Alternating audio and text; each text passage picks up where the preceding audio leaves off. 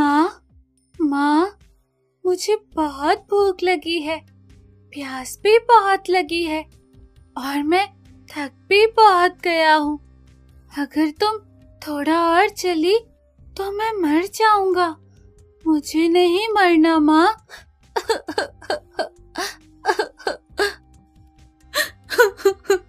ये कहानी है गरीब रमा की, जिसने एक बकरी रखी है, छम छम बकरी, जो बहुत ही प्यारी बकरी है। रमा का पति किशन बहुत ही बेकार इंसान है, हर समय नशे में डूबा रहता है। अपने नशे पूरे करने के लिए वो किसी भी हद तक जा सकता है। घर बार, जेवर, खेत, हर चीज तो वो बेच चुका था। अपने नशों की पूर्ति के लिए उसकी बीवी रमा एक बकरी के सहारे जी रही थी, जिसे अब वो अपना सब कुछ मानती थी, मानो वो उसके जीने का सहारा हो। रमा, अरे ओ रमा, थोड़ा पैसे दे दो, मुझे बहुत जरूरत है। हाँ हाँ, पता है तुम्हारी जरूरतों का। कौन सी जरूरतें हैं? नशे करने के अलावा तुम्हें कुछ और आता है क्या? जैसे तुम हो, शायद इसीलिए भगवान ने हमें औलाद का सुख नहीं दिया। चिंता क्यों करती हो, बच्चे भी हो जाएंगे। पहले तुम थोड़े पैसे दे दो, मुझे बहुत जरूरत है। अब से तुम्हें कोई पैसे नहीं दूंगी, जाओ और खुद कमाओ। ये कह के रमा गुस्से में छमछम को चराने जंगल चली जाती है। अब क्या करूं? सेठ के पैसे कहां से दूं? उसने मुझे आज का समय दिया था पैसे लौटाने का। अगर मैंने पैसे नहीं दिए तो सेठ मुझे मार देगा। अब तो रमा ने भी पैसे देने से इनकार कर दिया। किशन अभी सोच ही रहा था कि तभी सेठ के आदमी वहां आ जाते हैं और किशन को घसीट के ले जाने लगते हैं। छोड़ दो मुझे। हमें हुक्म है कि तुम्हें घसीट के सेठ के पास लाया जाए। चल हमारे साथ, नहीं तो तुम्हारी गर्दन यहीं धड़ से अलग कर देंगे। नहीं, मुझे माफ कर दो। मैं सेठ के पैसे आज शाम तक लौटा दूंगा। मुझे बस थोड़ा समय दे दीजिए। ठीक है, अगर शाम तक तुम पैसे लेकर नहीं आए तो अब तुम जिंदा नहीं बचोगे। किशन को शाम तक का समय तो मिल गया था, पर वो बहुत चिंतित था कि पैसे आएंगे कहां से। रमा छमछम को चराने जंगल गई थी। वहां से आते समय रास्ते में एक नाला आता है। अरे छमछम, क्या हुआ? तुम रुक क्यों गई? कोई बात है क्या? मालकिन, मैं ये नाला उछल के पार नहीं कर सकती। हम दूसरे रास्ते से चलते हैं। क्या हुआ छमछम? तुम बीमार हो क्या? पहले तो तुम एकदम से नाला पार कर लेती थी। मालकिन, मैं गर्भवती हूँ। अब मुझे अपने साथ अपने बच्चे का भी ध्यान रखना है, इसलिए मैं ज्यादा उछल कूद नहीं कर सकती। क्या छमछम, सच में तुम गर्भवती हो? ये तो बहुत खुशी की बात है मेरी बच्ची। मैं तो कभी माँ नहीं बन सकी। मैं तो अभागी हूँ। तुम्हारे भाग्य में ये खुशी है जो तुम माँ बनने जा रही हो। अब देखना, मैं तुम्हारा कितना ख्याल रखूंगी। रमा छमछम के गर्भवती होने पे बहुत खुश थी। वो छमछम और उसके होने वाले बच्चे के लिए बहुत सपने देख रही थी। जैसे ही वो घर वापस आती है तो देखती है कि किशन घर के दरवाजे पे परेशान बैठा है। किशन रमा और छमछम को आता देखता है और उसकी नजर सीधी छमछम पे जाती है और वो उठ खड़ा होता है।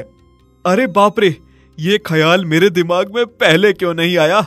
मेरे ही घर में इतनी मोटी ताजी बकरी थी और मेरी उस पे नजर ना गई। अब यही बकरी मुझे इस परेशानी से बाहर निकालेगी, मुझे इस कर्ज से मुक्ति दिलाएगी। किशन उस सेठ के पास जाता है जिससे उसने अपने नशे के लिए कर्ज लिया था। आ गए तुम? इतनी देर लगाई तुमने पैसे लौटाने में? लाओ जल्दी मुझे मेरे पैसे दे दो। सेठ जी, पैसे तो मैं नहीं लाया। मेरे पास पैसे नहीं हैं, पर है मेरे घर में एक बकरी हट्टी कट्टी, और अब तो वो गर्भवती भी हो गई है। मैं पैसे के बदले उसे आपको लाके दे सकता हूँ, जिससे आपको डबल मुनाफा होगा। एक तो बकरी का, दूसरा कुछ समय बाद उसके बच्चे का। ठीक है, ले आओ तुम बकरी। शुक्र है, सेठ बकरी लेने के लिए मान गया। अब बस किसी तरह से रमा को बेवकूफ बना के घर से बकरी को निकालना होगा।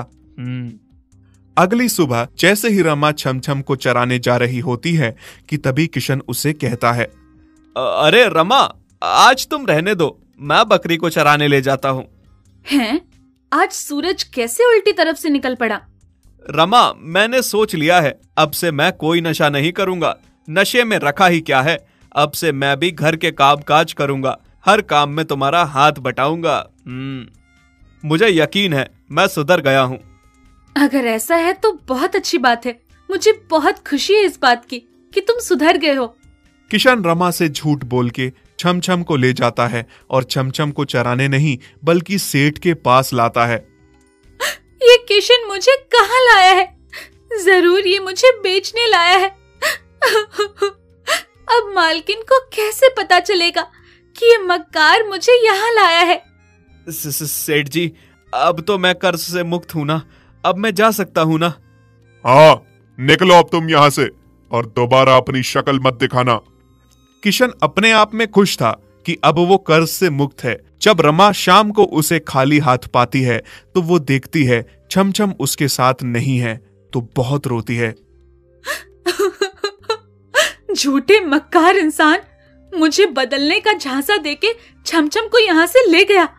कहाँ है मेरी बच्ची छमछम? मुझे पता है, जरूर तूने उसे अपने नशे के कर्ज खत्म करने के लिए किसी को दे दिया है। अरे कैसी पत्नी हो तुम? पत्नियां अपने पति के लिए कुछ भी कर गुजरती हैं। तुम एक बकरी नहीं दे सकती? बेच दिया तो क्या हो गया? मुसीबत के समय घर की चीज ही काम आती है, तो यह बकरी मेरे काम आ गई।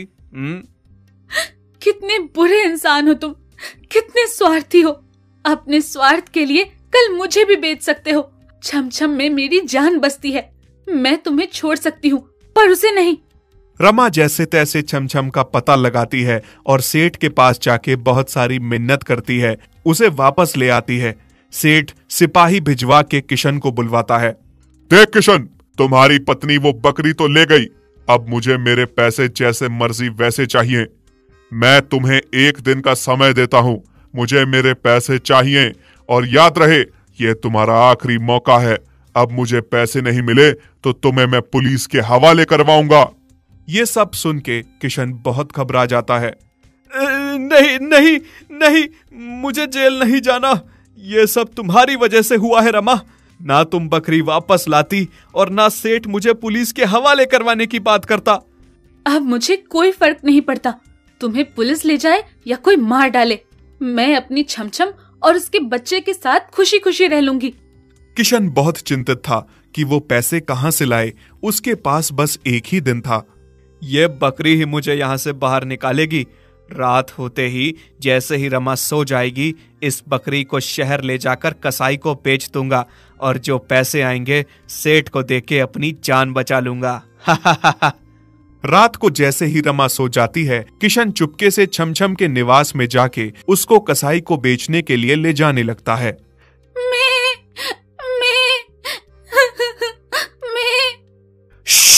चुप हो जा बकरी, नहीं तो मैं तेरे पेट में पल रहे बच्चे को मार दूंगा। चुपचाप मेरे साथ चल। छमछम बहुत डर जाती है और जैसे किशन कहता है वैसा ही करती है। किशन उसे बहुत भगाता है, जिस वजह से गर्भवती छमछम की हालत बहुत खराब हो जाती है। बस अब मैं नहीं चल सकती, बहुत थक चुकी हूँ। अगर मैं और चली तो मैं मर जाऊंगी। आलसी बकरी, चलने में आलस करती है। जल्दी चल, मेरे पास इतना समय नहीं है। मुझे तुम्हें कसाई को सौंप के पैसे लेकर सेठ को देने हैं। चल जल्दी। किशन शाम से लेकर सुबह तक बकरी को चला चला कर थका देता है। सुबह जब रमा उठती है और छमछम को नहीं पाती तो बहुत परेशान हो जाती है। किसी तरह उसे किशन के इरादों का पता चलता है तो वो सेठ का सहारा लेकर किशन को खोजती हुई आती है। माँ, मुझे बहुत भूख लगी है, प्यास भी बहुत लगी है और मैं थक भी बहुत गया हूँ। अगर तुम थोड़ा और चली तो मैं मर जाऊंगा। मुझे नहीं मरना माँ।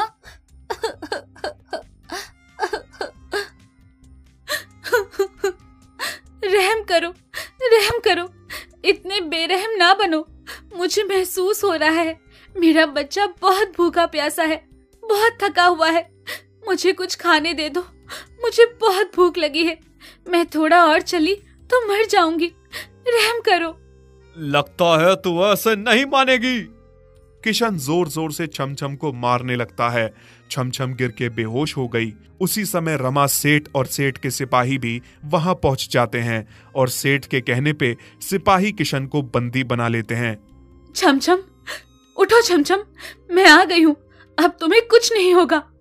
क्रूर इंसान, तू अपने मतलब के लिए किसी भी हद से गुजर सकता है, किसी मासूम बेजुबान जानवर तक की भी बलि दे सकता है।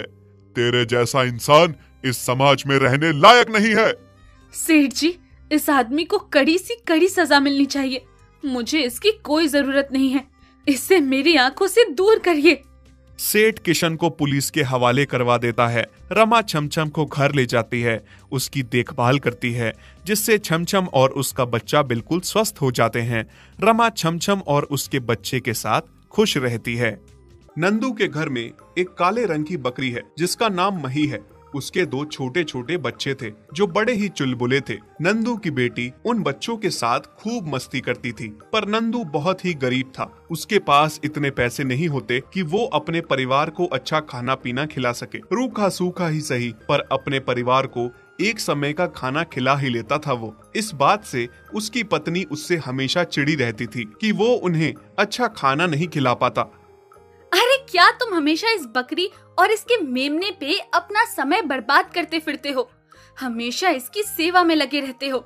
इतनी सेवा कभी तुमने अपने परिवार की नहीं की। बस अब बहुत हो गई। इनकी खातिरदारी छोड़ो और जाकर कुछ अच्छा सा काम धंधा कर लो, जिससे घर में धन आए और हम भी लोगों की तरह कुछ अच्छा अच्छा खा सके। ना जाने तुम्हें क्या दिक्कत है इन बेजुबान जानवरों से। तुम कुछ भी कह लो, मैं इनकी सेवा करना नहीं छोड़ सकता। अगर हम जानवरों की सेवा करेंगे ना, तो इससे हमें बहुत सुख प्राप्त होगा। और रही अच्छे अच्छे खाने की बात, तो जितना मैं कर पाता हूँ उतना ही खिला देता हूँ। और भाग्यवान, तुम चिंता ना करो, धीरे धीरे सब ठीक हो जाएगा, हमारा भी समय बदलेगा।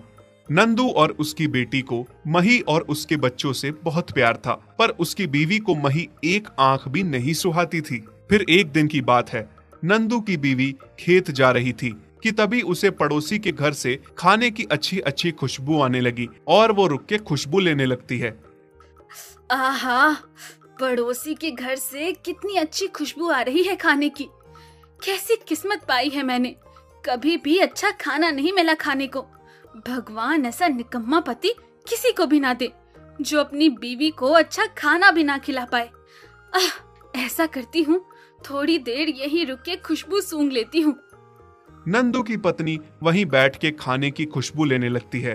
तभी अमीर पड़ोसी बाहर आता है और उस पे खूब चिल्लाता है। तुम क्या मेरे घर की ताकाझाकी कर रही हो? चोरी करने का तो नहीं सोच रही हो ना? नहीं नहीं, मैं चोर नहीं हूँ। चलो चलो निकलो यहाँ से। पड़ोसी नंदू की बीवी को वहां से निकाल देता है। फिर कुछ ही दिन बाद उस पड़ोसी की बीवी बहुत बीमार हो जाती है।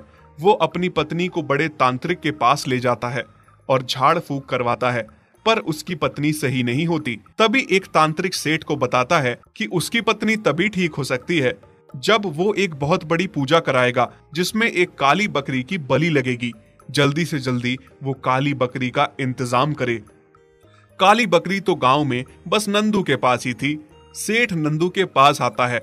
क्या मैं अंदर आ सकता हूँ? हाँ हाँ सेठ जी, आ जाइए। पर आज हम गरीबों के घर में कैसे आना हुआ? आप तो हम जैसे लोगों की तरफ देखना भी पसंद नहीं करते। वो नंदू, मेरी बीवी बहुत बीमार है। तांत्रिक बाबा ने कहा है कि मेरी बीवी तभी ठीक होगी जब काली बकरी की बलि लगेगी, और मेरी नजर में तो सिर्फ तुम्हारे पास ही काली बकरी है। मैं तुम्हारे आगे हाथ जोड़ता हूँ, मेरी मदद करो। मैं तुम्हें खूब सारे पैसे दूंगा, पर वो बकरी मुझे दे दो। नहीं बाबा, हम अपनी मही को किसी को नहीं देंगे। मैं मही के बिना नहीं रह सकती। हाँ मेरी बेटी, हम मही को किसी को भी नहीं दे रहे, तुम घबराओ मत। देखिए सेठ जी, हम गरीब सही, लेकिन पैसे के लालच में ऐसे व्यापार नहीं करते। आप चाहे मुझे जितने पैसे दे दें, मैं बकरी नहीं बेचूंगा। नंदू सेठ को बकरी देने से इनकार कर देता है और सेठ को उल्टे पांव वहां से लौटना पड़ता है। लेकिन इस बात से नंदू की बीवी नंदू पे बहुत गुस्सा करती है। ये तुमने क्या किया? सेठ को बकरी देने से इनकार क्यों किया? सेठ हमें इतने पैसे दे रहा था, कि हम आराम से घर बैठ के अच्छा अच्छा खाते। वैसे भी तुम किसी काबिल नहीं हो, बीवी को कुछ उसकी पसंद का खिला पाओ। कैसी औरत हो तुम? मैं जानता हूँ तुम्हें मही से दिक्कत है, पर एक औरत होके तुम ये बात नहीं समझ रही हो कि उसके 2 बच्चे हैं जो उसका दूध पीते हैं। तुम चाहती हो मैं दूध पीते बच्चों को उनकी माँ से अलग करके बलि चढ़ाने के लिए दे दूं? ऐसा कभी नहीं होगा, पागल औरत। ये बात नंदू की पत्नी भूल नहीं पाती। उसे अच्छा अच्छा खाना था, खाने की बहुत भूखी थी और इतने सारे पैसों का लालच भी था कि बकरी बेच के सेठ खूब पैसे देगा। एक दिन नंदू किसी काम से बाहर जाता है, तभी नंदू की बीवी सेठ के घर जाती है। प्रणाम सेठ जी। हाँ, तुम यहाँ क्यों आई हो? बकरी देने से तो तुम्हारे पति ने इनकार कर दिया है। हाँ सेठ जी, मैं उसी बारे में आपसे बात करने आई हूँ। मैं आपको बकरी बेचना चाहती हूँ। अभी मेरे पति और बेटी घर पे नहीं है। आप आके बकरी ले जाइए। बस जो भाव आप दे रहे थे उसका दुगना दे दीजिए। 2 गुना नहीं, मैं तुम्हें 4 गुना भाव दूंगा। बस बकरी दे दो। सेठ नंदू की बीवी को खूब सारे पैसे देता है, जिससे देख के नंदू की बीवी की आंखें फट जाती हैं और वो खुशी से पागल हो जाती है। फिर सेठ नंदू की बीवी के साथ मही को लेने उसके घर जाता है। उस समय मही अपने बच्चों को दूध पिला रही होती है। अरे बस हुआ तेरा दूध पिलाना, चल अब यहाँ से चलती बन। माँ, ये लोग आपको कहाँ ले जा रहे हैं माँ? मेरे भी कुछ समझ में नहीं आ रहा, कहाँ ले जा रहे हैं पता नहीं। शायद मुझे बेच दिया, पर इतने छोटे छोटे बच्चों की माँ को कौन बेच सकता है भला। न जाने मालिक भी कहाँ रह गए, वरना वो मुझको कभी बेचने नहीं देते। नंदू की बीवी मही की रस्सी खोल के मही को सेठ को सौंप देती है। मही और उसके बच्चे रोते रहते हैं। माँ, हमें छोड़ के ना जाओ। मेरे बच्चों। बच्चे मही के बिना तड़पते रहते हैं। नंदू की बीवी मही को बेचे हुए पैसों से खूब सारा राशन खरीद के लाती है और अपनी पसंद के ढेरों पकवान बना के बाहर बैठ के खाने लगती है। अरे वाह, कितने दिनों बाद ऐसा अच्छा खाना खा रही हूँ मैं। नंदू की बीवी खाना खा रही होती है कि तभी नंदू और उसकी बेटी आ जाते हैं। अरे ये तुम इतने सारे पकवान कहाँ से खा रही हो? क्यों? मैं अच्छे पकवान नहीं खा सकती क्या? हमारे घर में हमेशा रूखा सूखा ही बनता है, मैं इसलिए पूछ रहा हूँ ये पकवान कहाँ से आए? बाबा मही नहीं मिल रही है और उसके बच्चे भी बहुत रो रहे हैं। नहीं मिल रही? क्या मतलब है? कहाँ जा सकती है? नंदू और उसकी बेटी मही को हर जगह तलाश करते हैं, पर मही कहीं नहीं मिलती। बताओ मही कहाँ है? तुम ही घर पे थी, मैं तुम्हारे भरोसे छोड़ के गया था। कहाँ गई मही? बताओ मुझे। हाँ, बेच दिया मैंने उसे सेठ को, और सेठ ने इतने सारे पैसे दिए हैं कि तुम सारी उम्र घर बैठे खा सकते हो। माँ, तुम कितनी बुरी हो। इतने छोटे छोटे बच्चों को उसकी माँ से अलग कर दिया, वो भी बलि चढ़ाने के लिए। अगर मुझे भी तुमसे कोई दूर कर दे तो? ऐसा ना कहो बेटी, तुझे मुझसे कोई दूर नहीं कर सकता। खुद पे बारी आई तो बुरा लग रहा है। जरा उन बच्चों और उनकी माँ का सोचो, जिनको तुमने चंद पैसों के लिए अलग कर दिया। छी, कितनी गंदी सोच है तुम्हारी। सेठ तांत्रिक को बुला के अपनी बीवी के लिए पूजा करवा रहा होता है। फिर जैसे ही मही की बलि देने वाला होता है कि तभी नंदू और उसकी बेटी पुलिस को लेकर वहां पहुंच जाते हैं। गिरफ्तार कर लीजिए इंस्पेक्टर साहब, इस सेठ और इस तांत्रिक को। ये बेजुबान बकरी की बलि दे रहे हैं। नंदू, मैंने इस बकरी के ढेर सारे पैसे दिए हैं। इंस्पेक्टर साहब, खरीद के लाया हूँ मैं इस बकरी को। ये लो सेठ, तुम्हारे सारे पैसे वापस, और हमें हमारी बकरी वापस करो। मैं पैसों के लालच में अंधी हो गई थी। एक माँ को उसके बच्चों से अलग करके पाप किया मैंने। तुम पागल हो गए हो सब, पूजा में विधान डाल रहे हो। आप अंधविश्वासी ना बनिए। आपकी पत्नी किसी बलि से ठीक नहीं होगी। आपकी पत्नी को मिर्गी की बीमारी है, इसका इलाज सिर्फ और सिर्फ डॉक्टर ही कर सकते हैं। हाँ सेठ, इस बीमारी का इलाज बस डॉक्टर ही कर सकते हैं। तुम कितनी भी बलियां लगा लो, तुम्हारी पत्नी कभी ठीक नहीं हो सकती। सेठ, तुम्हारी पत्नी कैसे ठीक होगी जब तुम दूध पीने वाले बच्चों से उनकी माँ को छीन के उसकी बलि लगाओगे? अंधविश्वास से बाहर निकलो और अच्छे से डॉक्टर से अपनी बीवी का इलाज करवाओ। सबकी बात का सेठ पर असर होता है और वो बहुत शर्मिंदा होता है। कितना गलत करने जा रहा था मैं आज। अगर आप लोगों ने सही समय पर आकर मुझे नहीं रोका होता तो मेरे हाथों से कितना बड़ा पाप हो जाता। अंधविश्वास में डूब गया था मैं, कोई सही राह दिखाने वाला नहीं था। अब मुझे समझ में आ गया है कि मुझे अपनी पत्नी का इलाज कैसे करवाना है। ये लीजिए, आप इस बकरी को इसके बच्चों के पास ले जाइए। नंदू मही को घर ले आता है और बच्चे अपनी माँ को देख के बहुत खुश हो जाते हैं। इसके बाद नंदू की बीवी भी सुधर जाती है और फिर नंदू और उसकी बेटी की तरह मही और उसके बच्चों की खूब सेवा करती है। यदि आप ऐसी कहानियां और देखना चाहते हैं तो हमारे चैनल को सब्सक्राइब करें और बेल आइकन पर क्लिक करें ताकि हमारी सारी नई वीडियोस आप सबसे पहले देख सकें।